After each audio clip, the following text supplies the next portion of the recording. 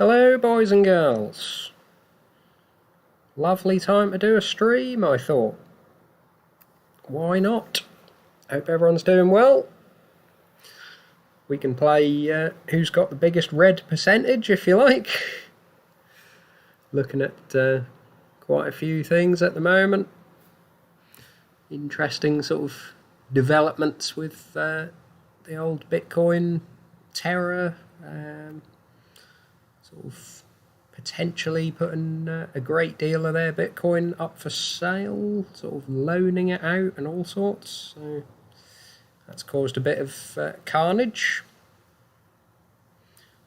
He did say it was going to get spicy. Didn't think this is what he meant, of course.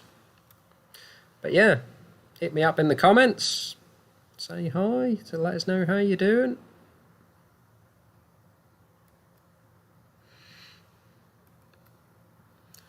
Certainly seen a bit of a rough week.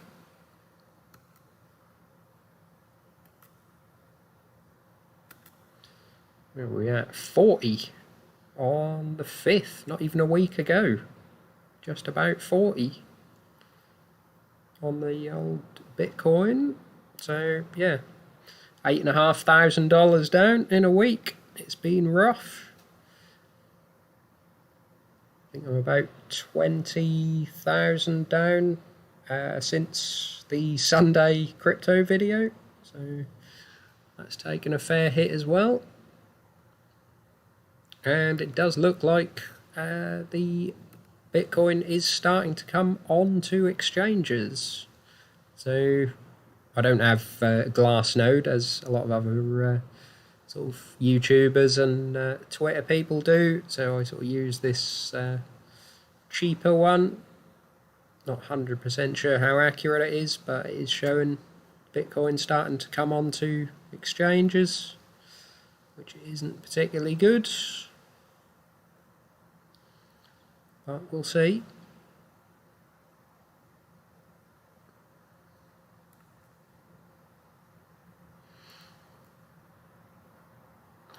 Looking at the stocks as well, starting to get a little bit rough.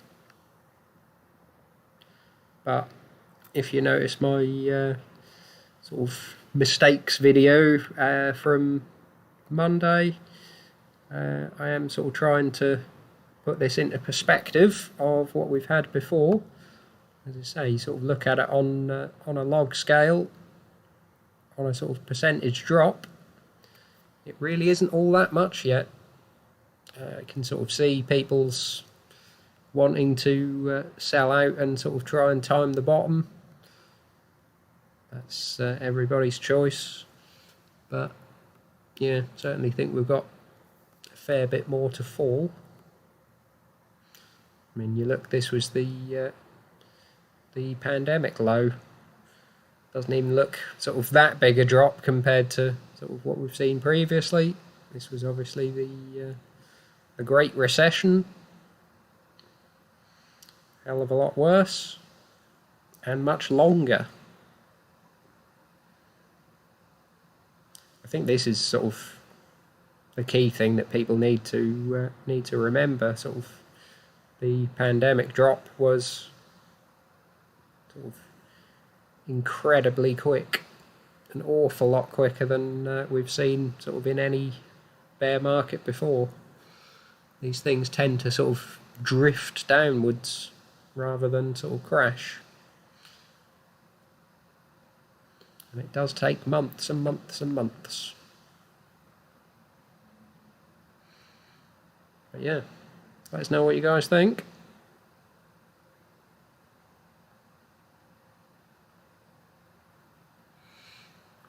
Hello, compounding investor. Yes, I did see 1,000 subs just before I came on.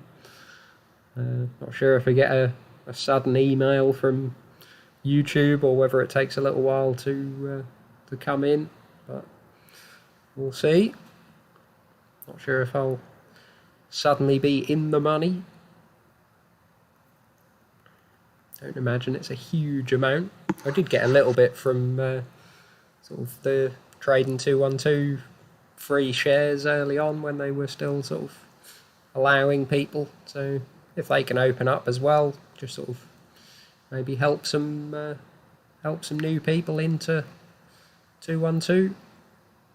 That'd always be nice, just as a little bonus. Reinvest it all into stocks.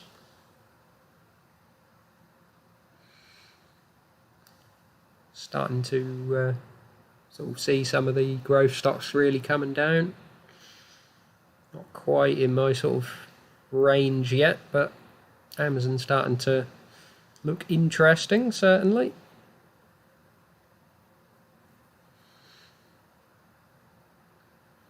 Certainly some of the big fangs starting to come into sort of realistic prices. I think Google's still probably one of my more sort of favoured, other than Meta, Facebook, which I do sort of have a reasonable position in, but your sort of Amazons and Apples and that sort of thing, I think probably Google's still my favoured one. Not topping up just yet, but fairly happy with that.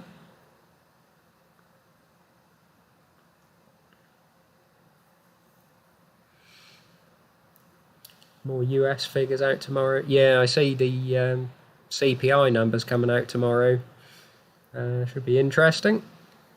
I think the sort of consensus is that we have peaked, so it'll be up month on month, but sort of a much lower rate. So the yearly will be coming down. I think it was 8.5% before, and they're sort of looking at 8.1% on a year-on-year basis. So you start to see that come down.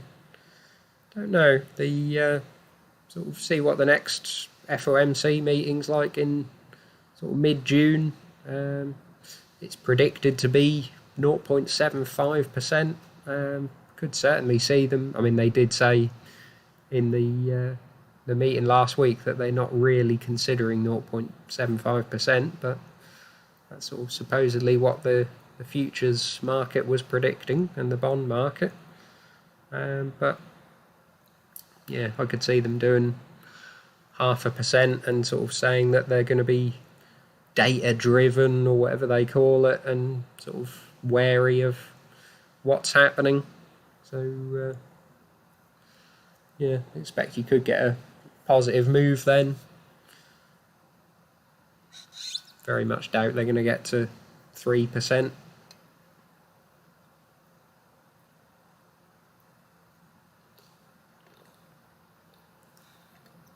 It's what they've been talking about, 3% by the end of the year.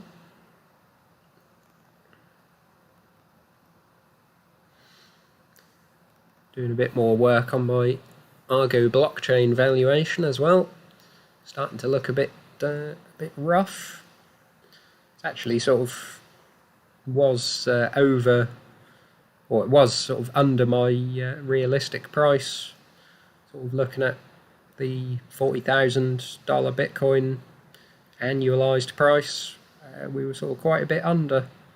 I've adjusted this since the video that I did, but yeah, now that we've sort of come down to, I did a column here for 30,000 Bitcoin, didn't really think it would come within a couple of weeks basically, but yeah, because it's so close to sort of break-even price, they'd be making very little in the way of sort of net profit.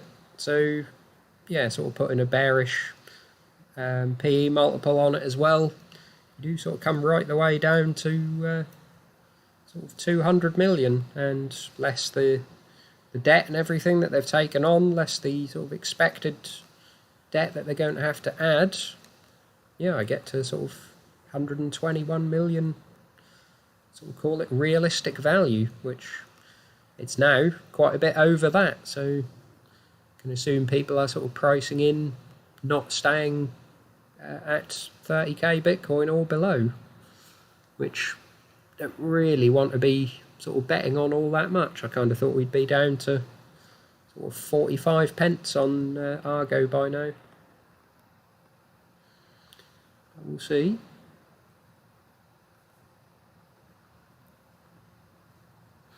Radio 4 mentioned Bitcoin seems to be following the US market. Yeah, the sort of inflation hedge doesn't really seem to be working all that much at the moment. It's following the Nasdaq stocks sort of almost tick for tick at the moment, which isn't very good. Certainly not following gold. Gold and silver, well, gold certainly is down a little, silver's down quite a lot.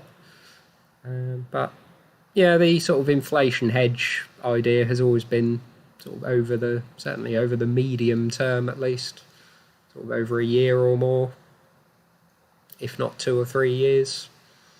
Yeah, you can't really sort of expect it to, day by day go up when the stocks are down. I mean, even your bond market doesn't always do that. Gold doesn't do that, certainly. You'd literally want an inverse stock ETF if you're looking to do that.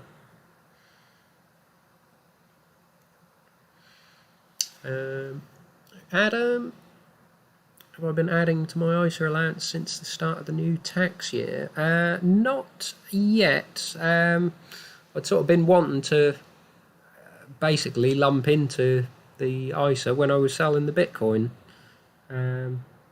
which hasn't come just yet. I have sold I sort of had some physical platinum and silver in a Royal Mint account, which is starting to sort of get a bit expensive, really. You have to pay a quarterly fee for it. Seemed like a sort of reasonable way to buy a little bit of platinum at the time.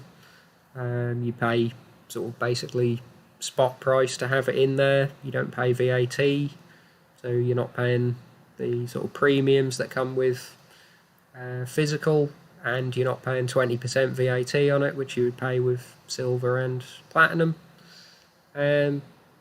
Obviously you would sell it back to them basically at spot. You don't get a premium on that, but most sort of physical that you buy, if you're taking it sort of to pawn shops or jewellery shops or anywhere like that, coin dealers, they're generally only going to give you spot. So sort of seemed a reasonable place to put it. But yeah, sort of holding it for years and years, the fees do start to sort of eat into it a little bit. So I have deposited £3,300 into the Trading 212 ISA. Still not 100% sure what to do with it. Kind of just sat there at the moment, waiting until I can sort of think what to do. Not 100% sure I want to be adding to Argo at the moment. Kind of thinking maybe just take a little bit of a gamble and sort of stick a hedge on. Maybe sort of do one of the risky, like 3x short S&P or Nasdaq ETFs or something. Sort of thinking if the market rockets up, then yeah, that'll go to very little, but obviously everything else will be pretty well up. And sort of, if we do have a few more particularly red days, then that'll just offset things a little. Obviously you won't get 3 times your money. The leverage ETFs don't do that. Could end up with sort of 1.5 times the actual downturn after your fees and everything. But yeah, just sort of thinking, really. Yeah, I am sort of still comparing my what was previously my not target stocks, but what I sort of considered as most of my long-term stocks until we sort of had a crash, and comparing that to my sort of, called it the doomsday list, which is sort of starting to take shape a little bit more, I guess. Sort of bought in a little bit more into Taiwan Semiconductor, and sort of sticking with the miners. I was fairly happy with the miners. Started to sort of get rid of some of the slightly lower conviction stocks. Still looking at Johnson & Johnson. I see, I think it's up again today. So yeah, that one's on the hit list for getting sold off, I expect. Sold off Archer Daniels already, sold off 3M and Caterpillar. Sort of putting these more into my longer term stocks, although I did have Caterpillar there. But yeah, sort of look at whatever of these have come down to a reasonable level. I didn't really think Caterpillar had, so we're going into some of the tech stocks that I was liking and the miners. So sort of executing on the original plan, I guess. Not 100%, but it was never going to be.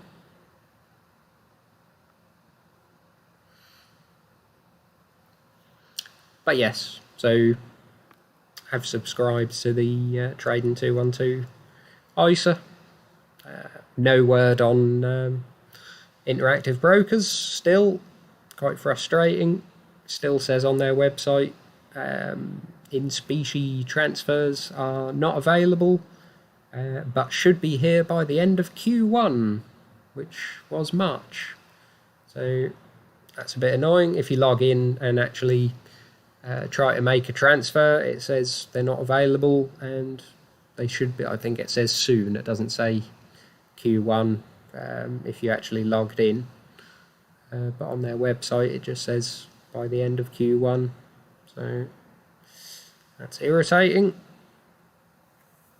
Want to be moving the IG ISA over there. Still paying fees, sort of various fees on that. I have to make a trade. I have to make sort of two or three trades a quarter just to not get charged a platform fee on that, which is quite annoying. I don't always make those trades, so I don't know. I think I may be getting charged this quarter if I don't do anything. So yeah, I do need to get away from them. But certainly might be able to make some content on Interactive Brokers when I get started with them. Be interesting. Do let me know your thoughts if you've sort of got any stock requests and that sort of thing. Certainly any of mine that people would sort of like me to go into detail a little bit more, or any sort of sectors or even sort of particular stocks you're looking into. Always sort of looking for new and interesting stocks. Certainly got some of mine sort of fairly big holdings, things like Hymax that were admittedly never on either of these lists, but have now become sort of a reasonable holding. So always open to ideas.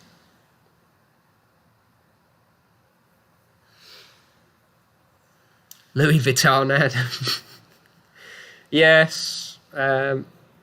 Still not. No. It's at sort of reasonable, I guess, valuations. I know I'm never going to get into it. Can't remember what it's at now. I think it's still sort of forward PE of about 25 or so. Yeah, 550 euros. I remember it being here before. Still wonder, probably take these estimates with a pinch of salt with what's going on in China at the moment. They're still sort of fairly heavily exposed to China. So, yeah, forwards earnings 27. I think the PEs should be relatively accurate. 21. Sort of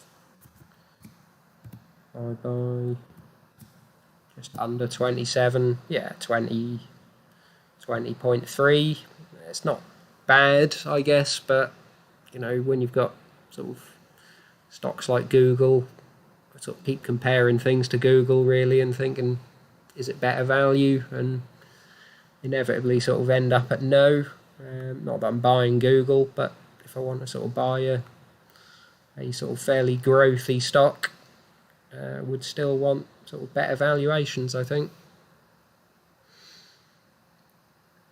Hello, Harry. Am I buying the dip? Not tremendously, really. I don't have all that much cash, so I'm kind of swapping stocks, really. Swapping sort of things that I think have held their value quite well. So I got out of, as I say, things like Archer Daniels, sort of looking at maybe getting out of Johnson & Johnson, and sort of, yeah, maybe buying the dip on some smaller stuff, but certainly not with sort of new cash. Tempted to top slice BP and Shell. Yes, I am sort of pretty much the same way on that. I think I think Shell is my largest individual stock now. Sort of grown to that, but yeah, still sort of. I guess they are projecting out the sort of current oil and gas prices longer term. When you sort of look at the projections, yeah, so sort of I do think these numbers aren't always strictly what they say they are here, because sort of you can see the 90 days or the 60 days ago number, then it goes 90 days and it'll change. So yeah, I do sort of not 100% sure on these trend numbers all the time, but yeah, they're saying 90 days ago they were predicting sort of 246 in earnings, now 375 in 3 months. Obviously this was pre-war, but oil isn't tremendously higher. Gas, I don't think, is tremendously higher, not sort of 50% up. So yeah, but then next year basically saying sort of 10% less, which could certainly come down a fair bit more than that if we get into a recession.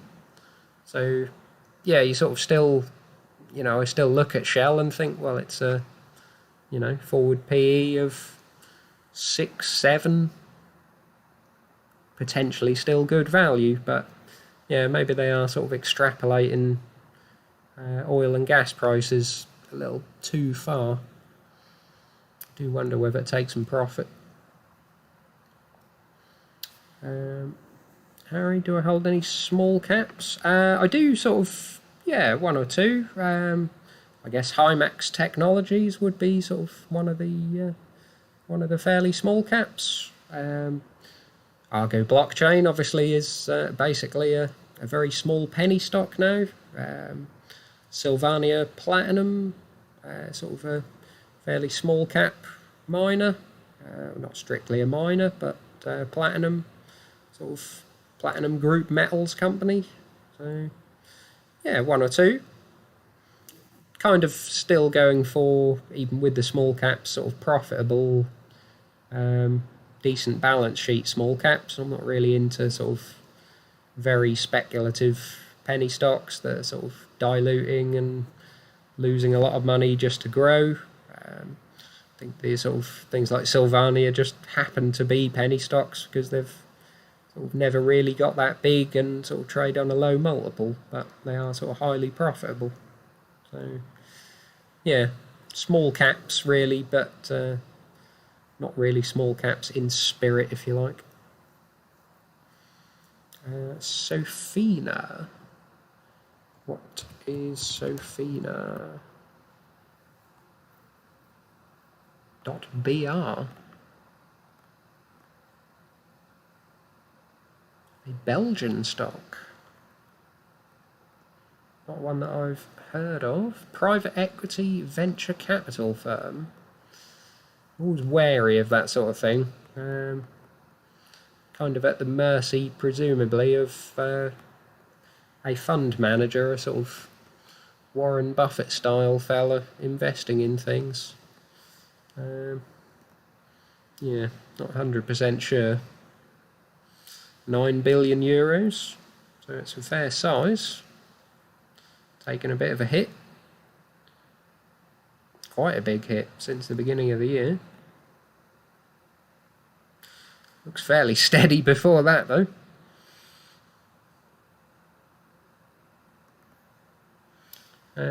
Any thoughts on IAG? Certainly IAG would not really be one for me. I did used to be in them, but the more you sort of read of the airlines, is sort of pretty poor. They never really seem to do all that well, even in the good times.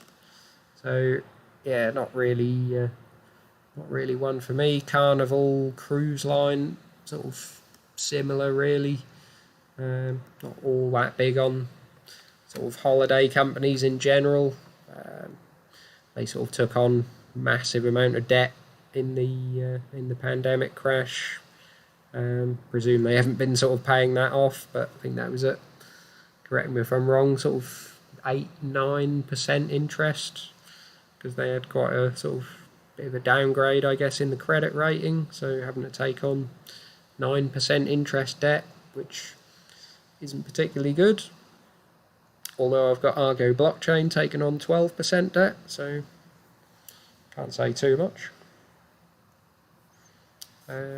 Celia, yeah, so not really. I sort of mentioned I don't really have the cash to be buying the dip at the moment. I'm sort of selling some sort of reasonably in profit, or sort of what I consider overvalued stocks, to sort of buy the dip on things that I would like to generally. But yeah, not a huge amount of new cash. Looking at buying more Emotion on this dip. What is Emotion? Presumably a fairly small penny stock. 15 million. Yeah, that's a little bit too small. Kind of gone off largely penny stocks. Production of VR experiences to partner sites on a revenue share basis. Yeah, not really all that keen.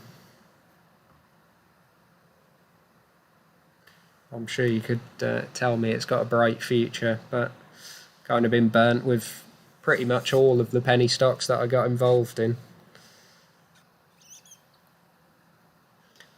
Oh, Safina seller has got 20% discount. Ah, you're seller from the Discord, I take it.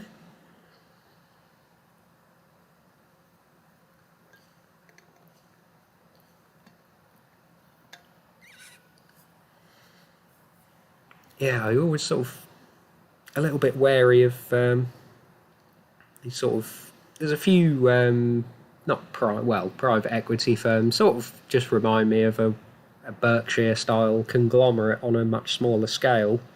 But yeah, you're kind of, as I say, putting your faith in sort of a fund manager, which I'm not all that keen on. Obviously, every company you're putting your faith somewhat in the CEO, but if it is just one guy, literally, or sort of maybe a small team managing what to buy and sell, it's a little bit more extreme than sort of a CEO, which often would have not that much impact. You know, even sort of at your larger companies, you know, how much impact really does Tim Cook have on the day-to-day business? They're going to sell what they're going to sell, and he sort of makes the big decisions, I guess, but he's not necessarily driving revenue and that sort of thing. So yeah,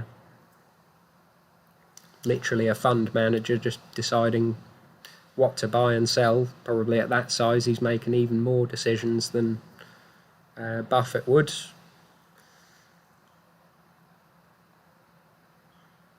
Hello, Salah. Yes, welcome. Nice to have you. Celia, what's the one stock you wish you'd offloaded? And the one stock I wish I'd have bought? Difficult, really. I guess I would say the sort of 2 or 3 penny stocks that I bought that had gone bust, even though they are sort of, well, not necessarily gone bust. I did have a little dabble in the HCMC sort of silliness that everyone was getting involved in. That seems to have not gone bust, I guess, but might as well have. Sort of near enough got delisted, it seemed to.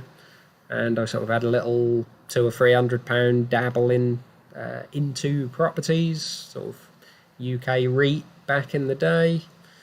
That was a bit annoying.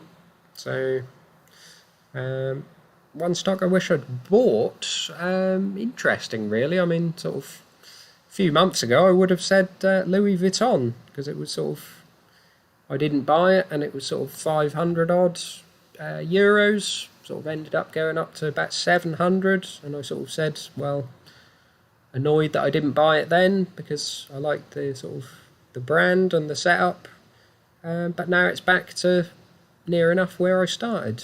So yeah, that seems to be the case for quite a lot of stocks really. Not sure I would regret not buying too many at the moment. I think we'll probably get a reasonable chance to buy them again.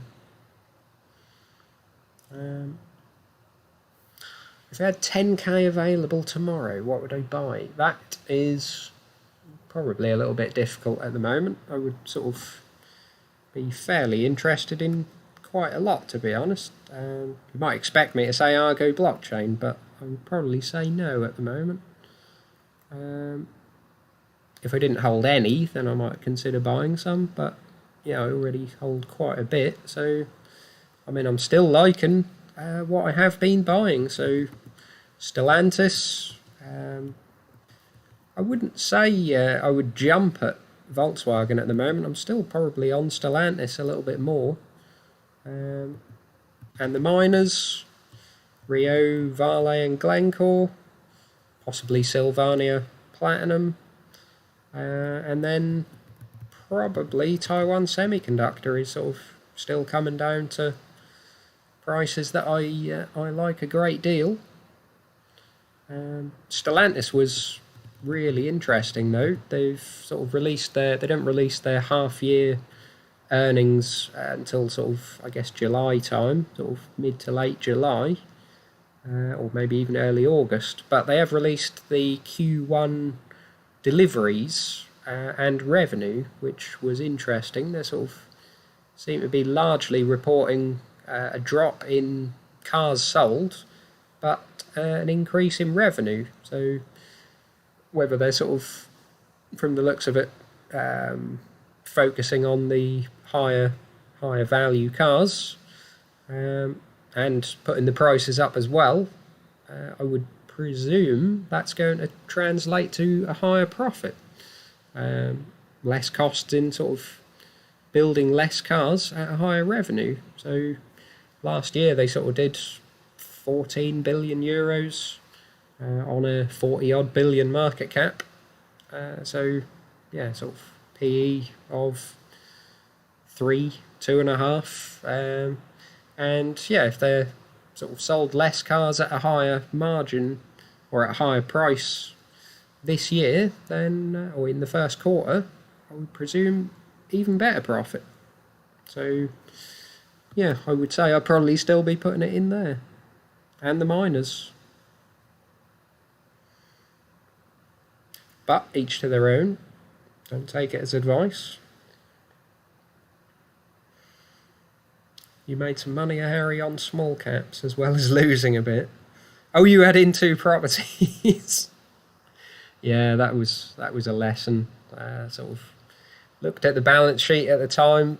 Not sure whether this was sort of the same for you, but sort of thought assets an awful lot higher than liabilities, but they sort of put that down as assets. When you actually come to sell them, they're not necessarily worth all of that, and sort of the banks take over, and yeah, what can look like a reasonable balance sheet sort of goes to the dogs, basically. And Studio Retail Group. Yeah, I did sort of hear a little bit of news about that one. I didn't look into it all that much. Hi, Craig. Any idea why you can't buy Taiwan Semi on Trading 212? I think it may only be available in invest account. Not sure if you're trying to buy it in the ISA. I don't have it. I have it in the invest account, so I can't remember if it is available in the ISA, being sort of on the Taiwan exchange. Well, I think it is. It's New York Stock Exchange ADR, but yeah, maybe not available in the ISA.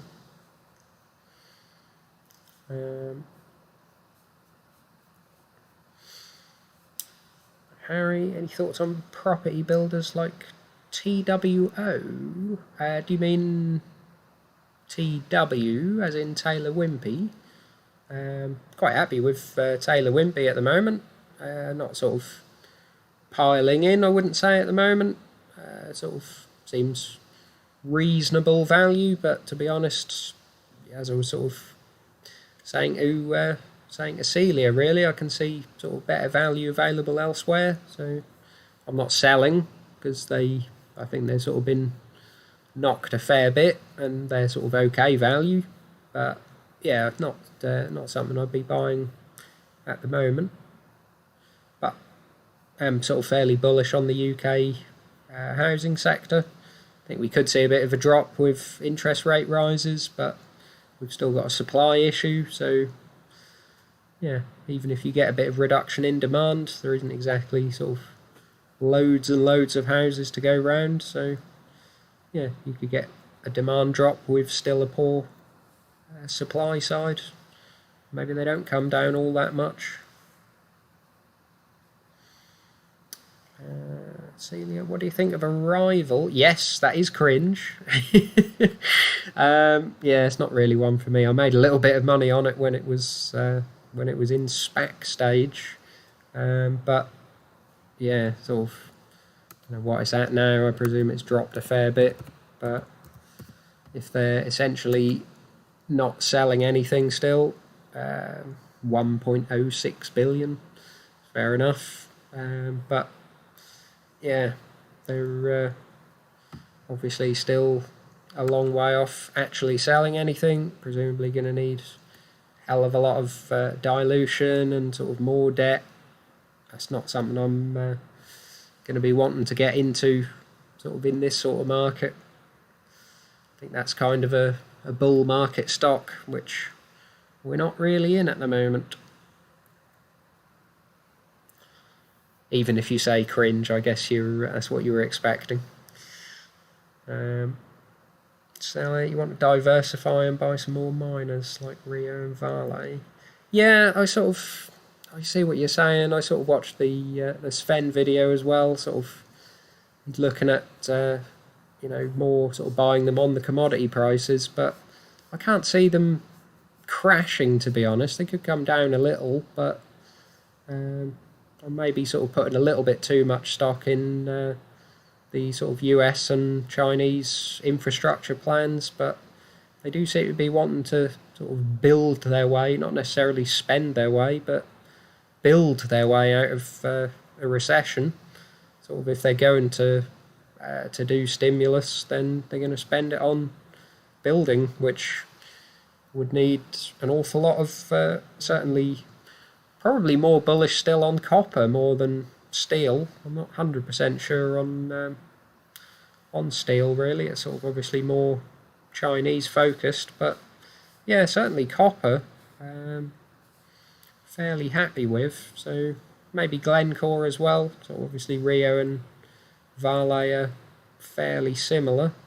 So you can diversify a little bit more, maybe pick one of the two, and something like Glencore or another copper sort of focused stock, or go all three.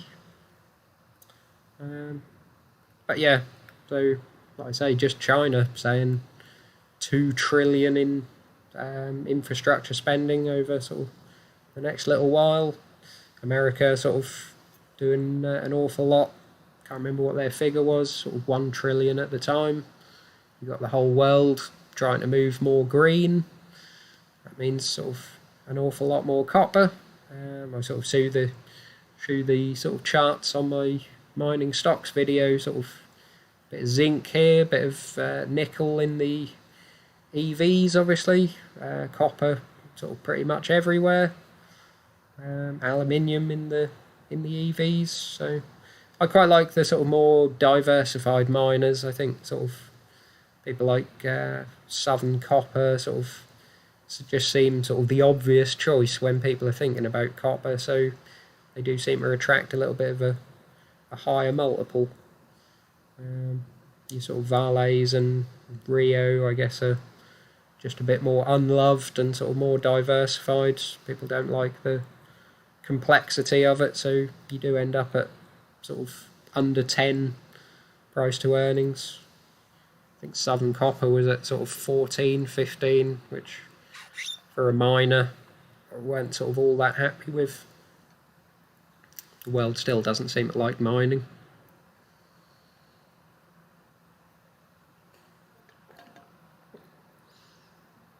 On the sort of ESG basis, doesn't seem like a lot of these stocks can sustain a double-digit PE, to be honest.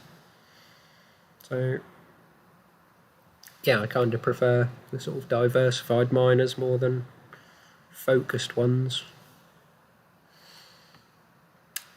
Yes, Taylor Wimpey, Harry. What are we at on Taylor Wimpey? Didn't really sort of pay all that much attention to it at the weekend. 121. They have got the price estimates on here now. I notice Yahoo are adding quite a lot of analyst estimates on sort of non-US stocks now, which is very handy. Yeah, they're still looking pretty positive. Incredibly positive, really. Again, this is sort of similar to oil and sort of the commodities, really. Sort of expecting even greater earnings next year. If we are going into a bit of a recession, you could sort of see house prices coming right down, and sort of potentially these could be way, way high. But yeah, sort of forward PE of, what is that?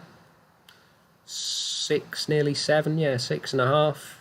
Could certainly see sort of earnings projections coming down and the price coming down with it, and it just staying at sort of forward PE of 6.5. Yeah, it's not to say that it'll just go up on a multiple with the same earnings.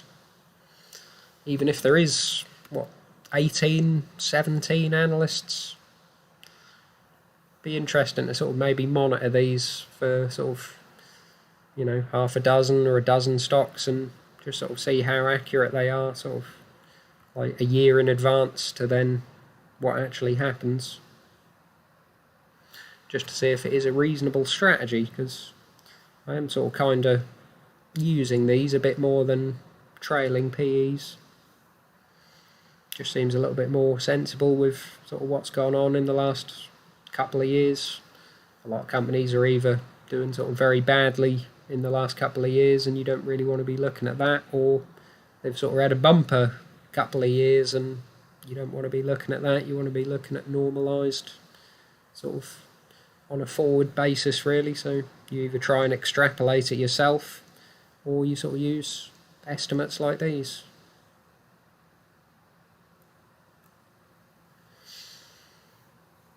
You have a bit of Evraz. Oh, yeah. Oh, you have, you have had some rough stuff then. Bit of penny stocks, bit of Russian stuff. That's not gone all that well. Celia, as an ETF investor, would you say gold, silver or palladium? That's sort of very varied. I would say sort of gold really on one side is performing a different job to silver and palladium. Both silver and palladium are more sort of industrial focused, so you often get sort of in a bit of a recession, gold may sort of hold its own, may sort of drop a little and then go up, but your sort of silver and palladium would often sort of tank quite a bit and then sort of lag gold a little bit, but sort of go up on a sort of steeper curve. So yeah, I think we could potentially see a bit more downside on sort of silver and palladium if we get sort of reduced industrial demand. On the palladium is pretty much petrol and hybrid cars. So if you get sort of a bit of a recession, less people wanting a new car, then you could see a bit of a hit in palladium. But yeah, I think people on sort of things like Sylvania Platinum are presumably pricing a fair bit of that in already, with sort of forward PEs of, or even trailing and forward PEs of like 3 and 4. Maybe people will keep it.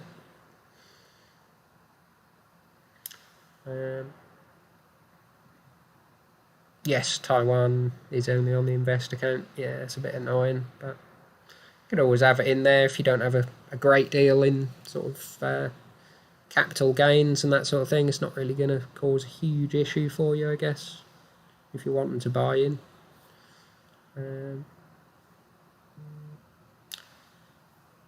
Sally, you got Evraz, Gazprom, Polymetal. Oof, that is rough.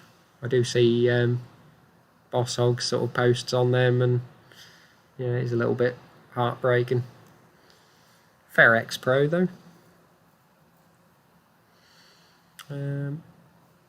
Buying point on ASML. Yeah, it's sort of getting a lot of talk at the moment, but still doesn't really seem one I'd be jumping at.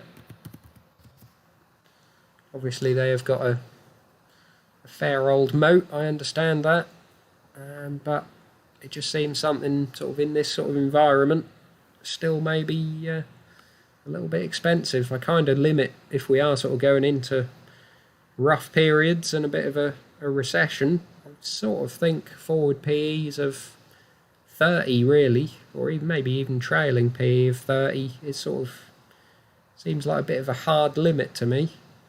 Sort of see from past recessions, I sort of joke like, doesn't matter if you're turning water into wine, a sort of 30 PE seems a little bit too much for a lot of people in that sort of time. So what they're on trailing of sort of 38, forward of just going under 30. Yeah, I would want to be, I mean, I sort of see Taiwan Semiconductor really as having obviously not as much of a moat. There is competition, but competition is Samsung, who are sort of a competitor but a fair bit behind and not really looking to catch up anytime particularly soon, and Intel, who we all sort of know are quite a bit behind, looking to catch up sort of with their American factories and that sort of thing. But I mean, they're licensing stuff out to TSMC, and the sort of factory, the new fabs facilities are going to be 2 or 3 years away. So sort of see TSMC really as having a fair moat as well, and they're at sort of 16, I think, 15, 16 forward PE. 463 billion. Yeah, so that hasn't changed a great deal. Forward PE of 16.3. Just seems a bit of a better buy to me. I could see sort of people not really wanting to pay sort of 30 for ASML, even if they have got sort of almost essentially a monopoly. Any thoughts on RFP? What is RFP? Resolute Forest Products, I take it? A timber merchant, one presumes. 1 billion.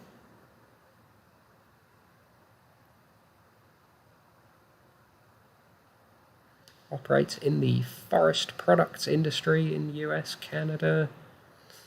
Market pulp, tissue, wood products and paper. So, not sort of all that dissimilar to International Paper really, and sort of the, what's name, Sonico products. Not really a timber purely a timber salesman. What you got on the sort of main stats? Bloody hell. Forward P of 3. Is that sort of accurate? This is with sort of, I guess, high commodity prices. Sort of, yeah, they're looking at a fair sort of drop. So this, yeah, sort of take these estimates with a pinch of salt, really. Could be looking at sort of 4 or 5 forward PE, maybe. Fairly small cap though, 1 billion. You have to sort of look into the financials a little bit more. Is it sort of consistent net income? So they were losing in 2019, sort of up a fair bit on 2018. 2020 was rough, I guess. That's fair enough. But yeah, 430 billion net profit. Is this in US dollars? If they're, does it say they were Canadian? Might just wondering whether that is in Canadian dollars. Might need to sort of have a check on that. Yeah, you maybe want to give that a look, whether it is in Canadian dollars or US dollars. But yeah, it wouldn't be all that much different. Balance sheet wise, fair bit of debt by the looks of it. Yeah, so well, 350 million long-term debt. Employer pensions, I guess. Yeah, pension liabilities. I never know what to make of pension liabilities. I take it that means they've got a sort of slightly aging workforce. Not a huge amount of cash. Potentially a little bit rough, but yeah, receivables, inventory. Yeah, it's not really an sort of industry that I wanted to be in at the moment. Looks reasonable value, but yeah, not really. I mean, I sold international paper at sort of much higher PEs than that. I think probably a sort of better known US company is going to command that sort of higher valuation, but yeah, I sold that off. Doing a lot of buybacks. 90 million shares down to 76. Pretty decent.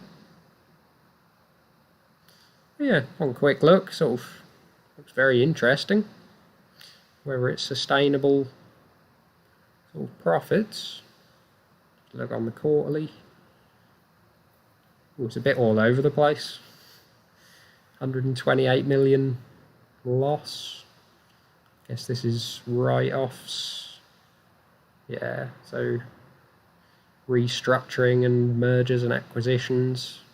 Not really a loss, I guess, but yeah, very interesting.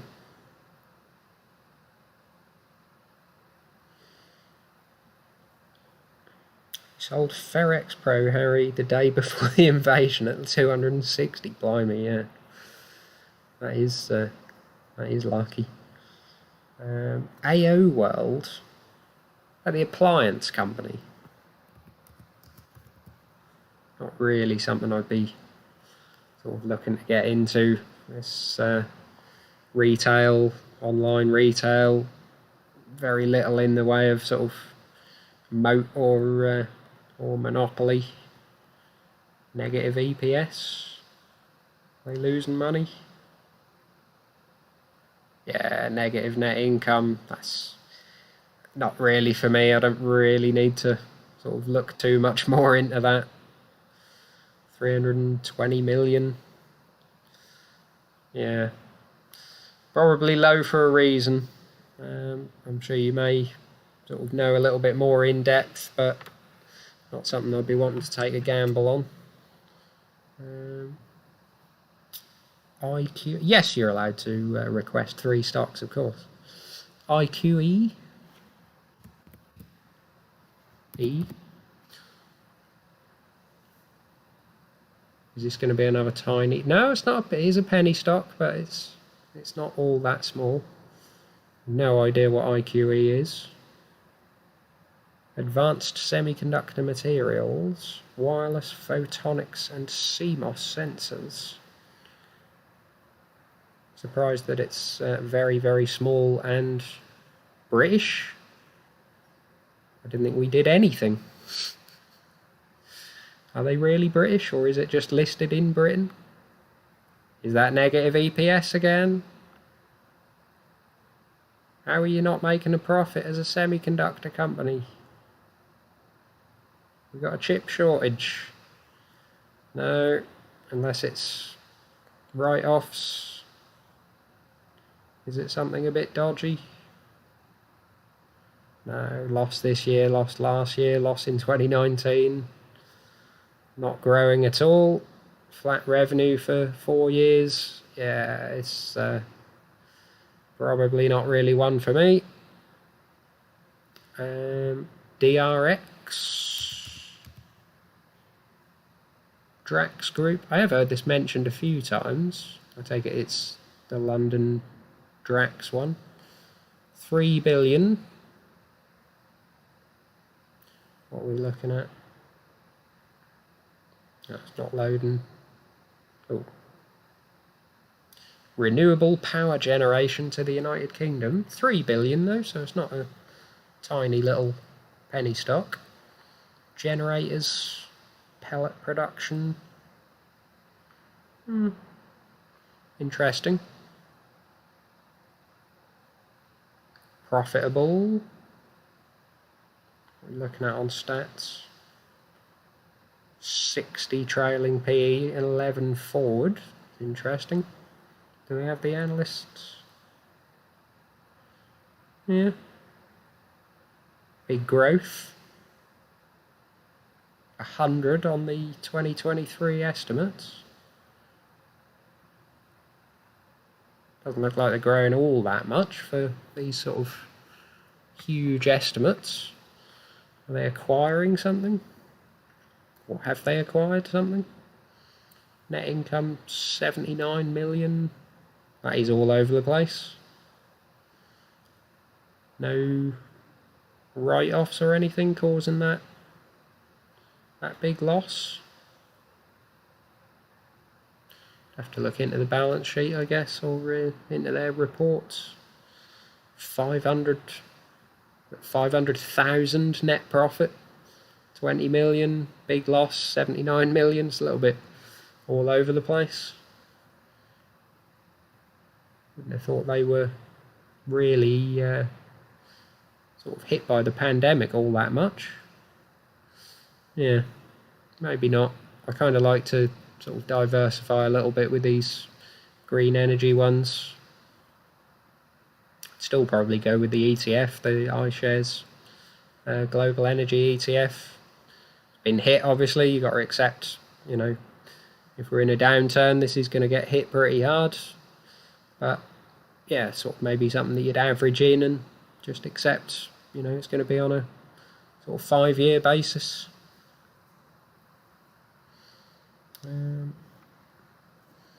Celia, what's one stock on your watch list that I'm ready to buy? I mean, I'm kind of topping up on what I already own, to be honest, at the moment. I haven't really sort of added a new position in a little while. Sort of liking quite a lot of what I own, to be honest. So, as I say, sort of any new money, if I do end up selling Johnson & Johnson, or potentially even FedEx. Sort of kind of looking at FedEx at the moment. Is sort of holding a sort of forward PE of about 11. Not 100, but it was never a massively sort of high conviction stock. It just looked reasonable value. It's come down. It was sort of 13, 14 PE, I think. But yeah, sort of compared to everything else, kind of considering swapping that for sort of something a little bit higher conviction. So potentially more of the miners, more TSMC, more Stellantis maybe. But yeah, nothing really on the watch list that I'm sort of looking to buy as a new position.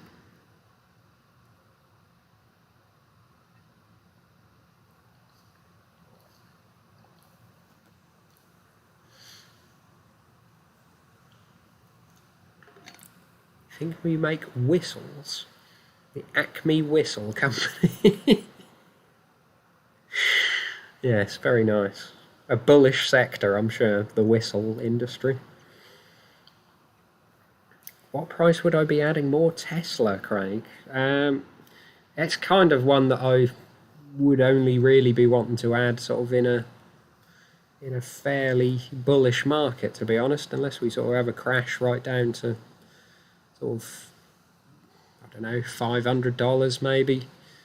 Sort of see various people are sort of putting a $500 to $600 valuation on it. Even then, sort of, you still got to be accepting that it could drop a fair bit lower than that, and sort of think about it on a five-year basis. Yeah, I'm not sort of all that bullish really.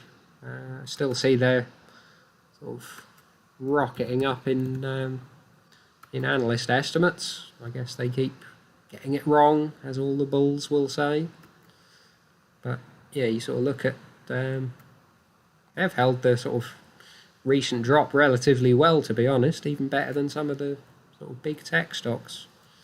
But yeah, you look sort of 10.29 2 or 3 months ago on earnings for this year, now up to sort of 12.34. Next year basically the same. So yeah, what is 12.34 at the moment could end up being, you know, $14-15 if they keep sort of outperforming their estimates. So I mean, even $500 would be sort of 32, 33 PE. As I say, sort of in a sort of recession downturn, I think that still seems potentially a little bit much, even if they are growing sort of probably more than any of the big tech. But I still see sort of obviously competition coming. I know everyone says they have no competition, all the legacy autos are going bust, but obviously I don't think that, owning Stellantis and Volkswagen. So yeah, I'm not really all that keen to be paying more than a sort of 30 forward PE in a recession.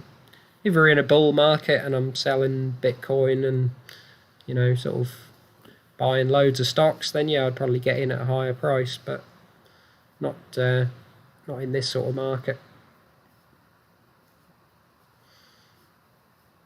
Harry, you've made 100% on Drax, but you don't know if you should sell. Yeah, I tend to. I mean, I always say sort of base it on valuation more than sort of percentage that you're up or down. I've been selling stocks in the red recently just because I thought, you know, they've seem a little bit overvalued compared to other things. I sort of always look at it in comparison, really. You can sort of isolate and just focus on the one stock and be happy with that sort of return, but with sort of diversified portfolio, I can't help but compare them to others. Maybe wrong for sort of dipping in and out, but yeah, we'll see where it goes. That was kind of the plan. Any stocks in the Excel doc? What I do own? Well, I do own sort of a fair amount of these, really. Sort of in the mining, all three of these. Don't actually own any of the entertainment side anymore. I do own Intel, Nintendo, TSMC, Broadcom, eBay, Alibaba, Prosus, Baidu, Samsung and Sony. So pretty much all the technology. I'm now out of all of defence and aerospace, with them sort of going up on the war. Procter & Gamble and Unilever I can't bring myself to buy. Johnson & Johnson I do own, but potentially looking to sell out. And the ARC sort of pie, all your CRISPR and that sort of thing, yeah, I've got sort of 30 quid in each of them. Pepsi and Coke seem ridiculous, same as McDonald's. Diageo still a little bit too much. Tyson Foods quite happy with, own that. It's sort of heavily in profit, but still seems reasonable on valuation, so I'm not considering selling it like things like Johnson & Johnson. Kroger, shouldn't really have sold that. It's all held up really well, but I thought it was maybe a little over. I sold out of Aviva, but I'm still in Legal and General and Bank of Nova Scotia.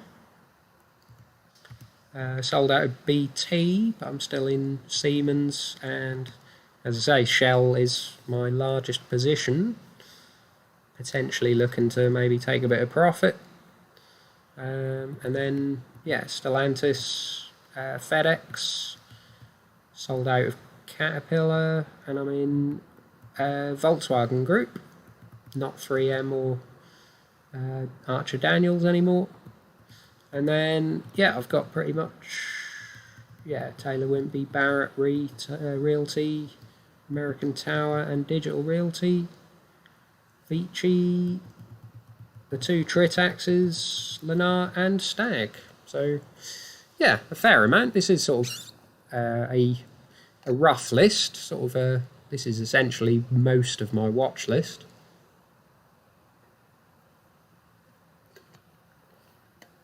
So won't always hold all of them. On my as I say, the changes on here, I took out some of the REITs, took out some of the the ones that I would get rid of in if we're roughly towards what I think is the bottom of the bear market. You want to get rid of your stables and your staple reasonable things that would hold up their value and move further into growth. So additions would be things like Take-Two, kind of interested in them. Finally buy my Disney, which I still don't own, and then more probably get into Airbus at some point, Nvidia, that sort of thing. And then the big techs, Microsoft, Google, Apple and Amazon. I do have Meta on there, so I probably would add Meta to that. Do that now, actually.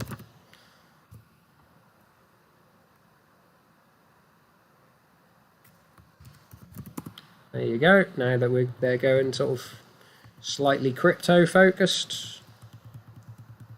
So yeah, that's a reasonable change. I obviously own less of these.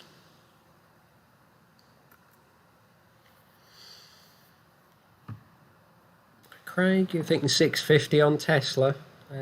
Yeah, possibly. As I say, if it was if we were in a more bullish market, then I'd be happier to be paying higher PEs. But yeah, now they're starting to get reasonable earnings. You can value them on a PE, maybe operating cash flow basis rather than PE. If you're taking away the R&D side, operating cash flow may be a better metric. But yeah, I still think over 30, or certainly over 50, I think, as they are now, still a little bit much.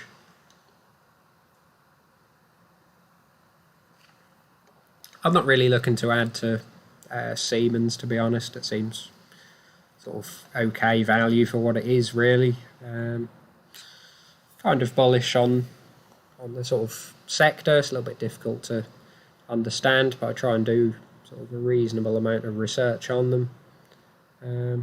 But yeah, not really looking to add at the moment. No, not really a fan of Starbucks.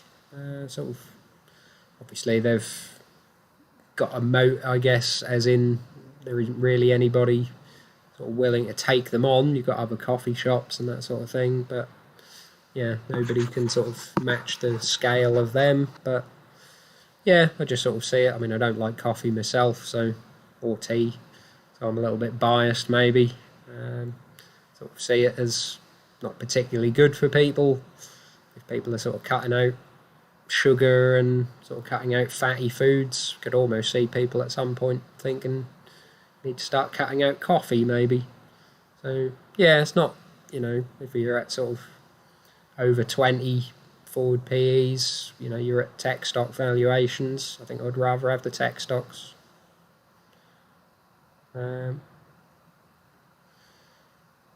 Massive thanks for doing these Q&As. Yeah, no, appreciated.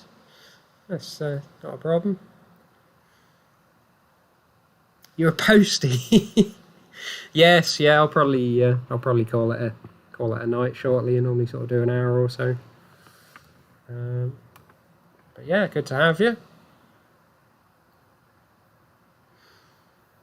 So Al, thoughts on Palantir? Not one for me. Sort of not in this market, probably not in any market. I don't even...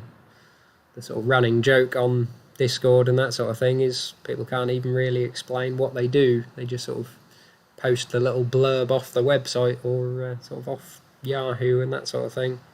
It's data-driven solutions, lots of sort of tech buzzwords, really. But yeah, sort of unprofitable tech. Again, I can just see masses of sort of dilution and debt coming if they can even stay afloat.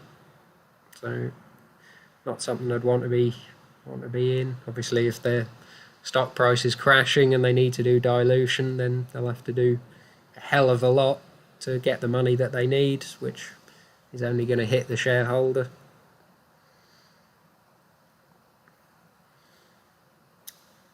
You do use Siemens, NX and Teamcenter at work. Yeah, I know they're in the sort of the software side quite a bit. I'm kind of interested in the sort of more mechanical side, to be honest.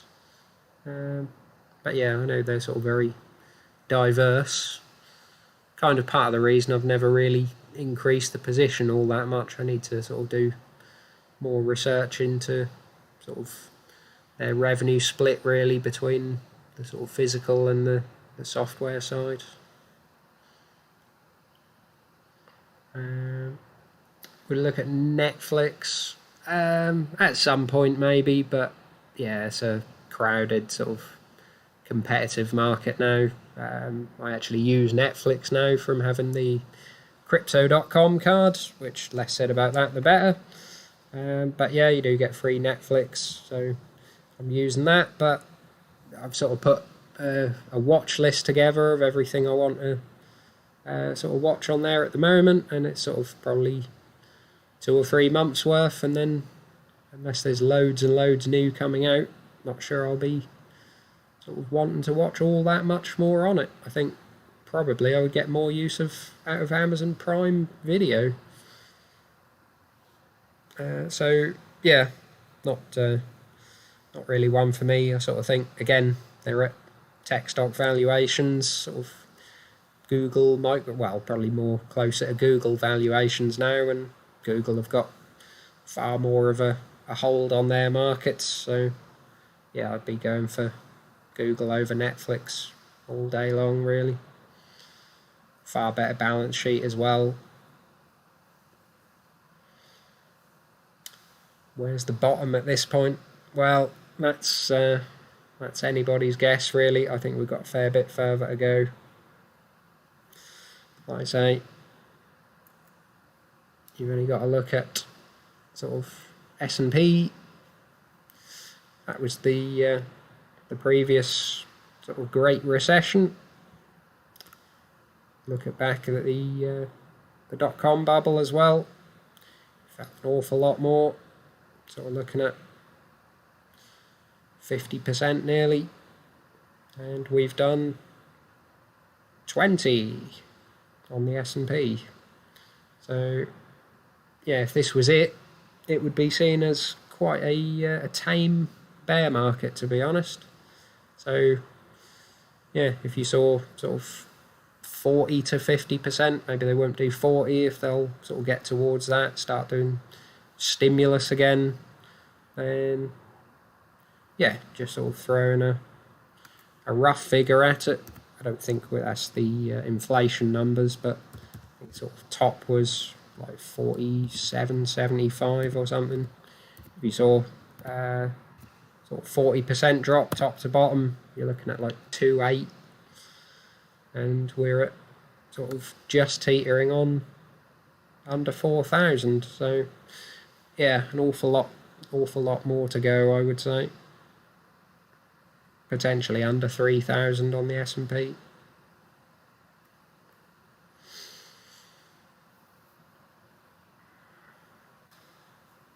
One and a half years from now, yeah, potentially. Like I say, these things do last an awful lot longer than people are expecting. I think people who sort of took the pandemic crash as sort of, that's what always happens, and then you get a huge recovery sort of immediately after that. Right, you know, it does happen. Sort of the Great Recession, you had a bottom and then a huge sort of recovery immediately, but it did take a year and a half. Dot-com bubble, sort of top to bottom, was, yeah, basically if you sort of take the recovery and then crash again, you're sort of looking at closer to 3 years, but really about 2 years. Previous sort of drops have been sort of a lot slower. This is inflation adjusted, so some of this is sort of taken into account. Sideways could have actually been, yeah, up moves, but with high inflation, so you're not really gaining all that much. So you stick the inflation on as well, and yeah, really you're looking at sort of flat periods. Doesn't always have to crash. You just get essentially flat in real terms. But yeah, there's been very little sort of what people, you know, are currently calling a horrendous bear market that we're already in, because we've dropped 20%, but I think this is people sort of that are in stocks that have already dropped 50, 60, 70%, and they're sort of thinking that that is the market, and it's not. It's so unfortunately just unfortunate stocks that they have been in my opinion at least. Adobe, yeah, not really one that I'm all that keen on. It sort of seems decent software, but sort of not really software that I use. Sort of Photoshop and the video, is it Premiere? That's the Sony one, isn't it? Yeah, still seems a lot higher. I mean, it's sort of Microsoft levels of valuation, I guess, just looking at it sort of broadly. I think I would prefer Microsoft overall, to be honest. Not sure if they're sort of growing similar rates. Obviously, they went subscription. I think it was before here, so yeah, they have got quite a lumpy sort of bit of growth recently. Not quite so much on the profit. Guess they're doing a lot of R&D. Yeah. But yeah, just as a business, not really something that I'm super keen on, really. Sort of a family of reasonably decent software sort of programs, but yeah, I think I prefer others. Direct line insurance, not really for me, to be honest. Yeah, very competitive market. I kind of like sort of legal and general more for the sort of asset management, sort of pensions side of things. Not the insurance. So direct line being sort of, I guess, pretty much solely focused on your sort of car insurance, life insurance, that sort of thing, home insurance. You know, you go on your comparison sites and there's hundreds of them.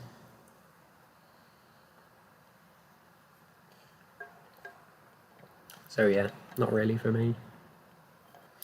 Well, I'm getting a bit hoarse, so I think I probably better leave it there. Been interesting. Always enjoy doing a stream, having a chat with you guys, seeing what the thoughts are on the market, especially on sort of rough days, rough weeks like this. So yeah, we'll see where we go. Maybe do another one next month.